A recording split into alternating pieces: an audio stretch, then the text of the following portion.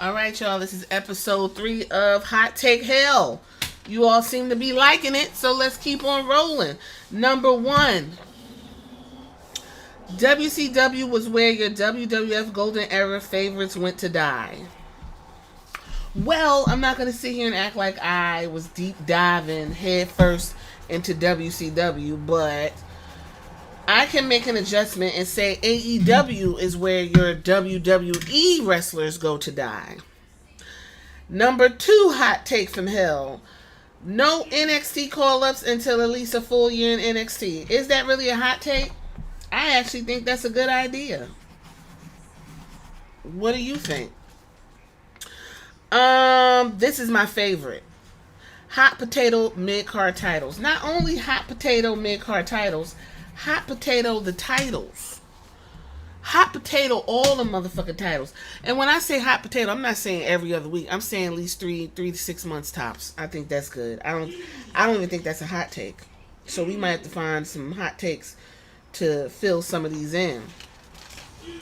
Okay, this is a big one. This is a long one someone wrote that I found on the internet. So this hot take, he said the guy just sucked and it's clear why Vince never pulled the trigger on him. His ideas were out there, his promos rambled, he was very forgettable in the ring, and his character was stale as early as 2016. The Fiend was cool for about 6 months, but even that combined with the Firefly Funhouse got tiresome. He just came off as a fat weirdo to me, and probably the McMahon too. The reason LA Knight got over is because Bray 2022-2023 return was horrible. The Uncle Howdy nonsense was being crapped on by most fans, and rightfully so. That was a big hot take. I just want to know what you think about that in the comments. You let me know. Here's another hot take. NXT Black and Gold was a smart wank fest. Well, NXT Black and Gold, the takeovers were absolutely excellent.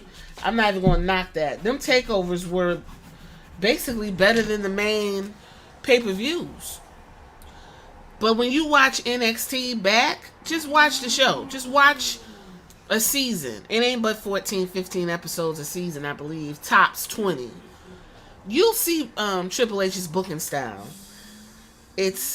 I like this guy. I'm going to keep using him over and over and over again. Let's do another hot take. Never like Becky. Don't get the hype.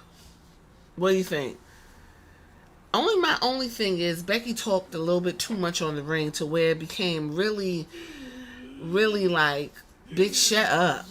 And she got a little bit too thin. I also didn't really care too much for that. But what do y'all think about that? Never like Becky. Don't get the hype. Another hot take. Okada is the drizzling shits. Somebody said they are not even interested in Okada and what he's got going on. Well, all the hype that surrounded Okada since he came from New Japan to AEW, that's the drizzling shits, because I don't see what Okada's doing. Here's a hot take. Roman Reigns would be nothing without Paul Heyman or any member of the bloodline, and doesn't have what it takes to go alone.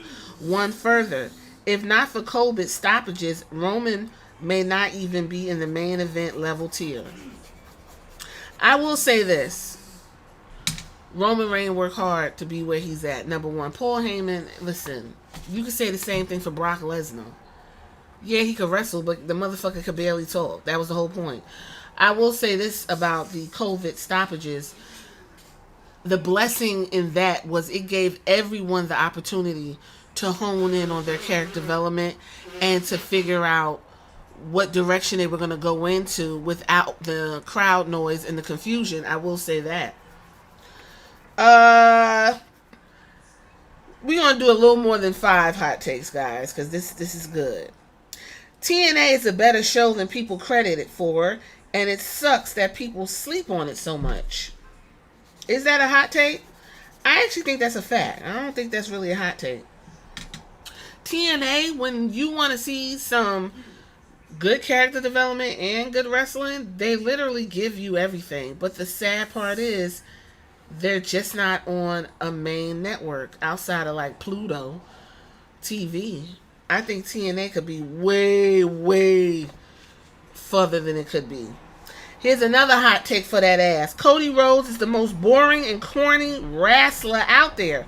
I think I'm finally understanding what truly is go away heat. Does Cody Rhodes have go away heat, guys? I know with me he does. I want him to get the fuck on. I'm completely tired of Cody Rhodes. Or somebody called him Chody Blows or something like that. Here's a good one. Rhea Ripley is vastly overrated.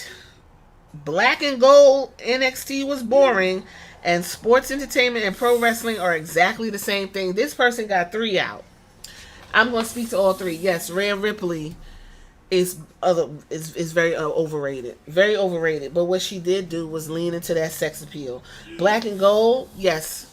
A lot. I'm going to say 60% of Black and Gold is boring. It is. I ain't going to lie. A lot of the highlights you see was like a blip in the overall 2-hour show that was extremely fucking boring. Sports entertainment and pro wrestling is the same thing. I didn't think it was different. Y'all tell me what y'all think in the comments. Let's do a few more and then we're going to wrap it up. Boo, boo, boo, boo, boo. The WWE Women's Division is packed and they need to cut it down by 10%. Wow, okay. If it's packed, who do you think they need to be firing? Cut it down to what? And what division are we talking about? Raw, SmackDown? I'm not going to add NXT, but if you wanted to, who do you think they need to be getting rid of to streamline this packed division? Here's one. Tiffany Stratton's aura has diminished being Nia Jax's sidekick. Is that a hot take or a fact? I actually think it's a fact. I think it's a fact. That is really the question. That's probably what this should be called. Hot take or fact. Because a lot of these are facts. Here's a hot take. I don't see any chemistry between Rhea and Jey Uso. Well, chemistry is not subjective in my opinion. You either see people like each other or they don't. I do see like playground flirtation. I do see that. I don't really see nothing wrong. Here's some that you guys left over in the hot take community tab. Please keep hitting that up. I appreciate you all. This one is from Hezekiah Thomas 837. Shout out to you. Ring of Honor should be developmental and certain young stars should be sent of excursion to the Indies and Japan. Okay, so I'm assuming Ring of Honor should be developmental and the stars should get more development in New Japan and the Indies.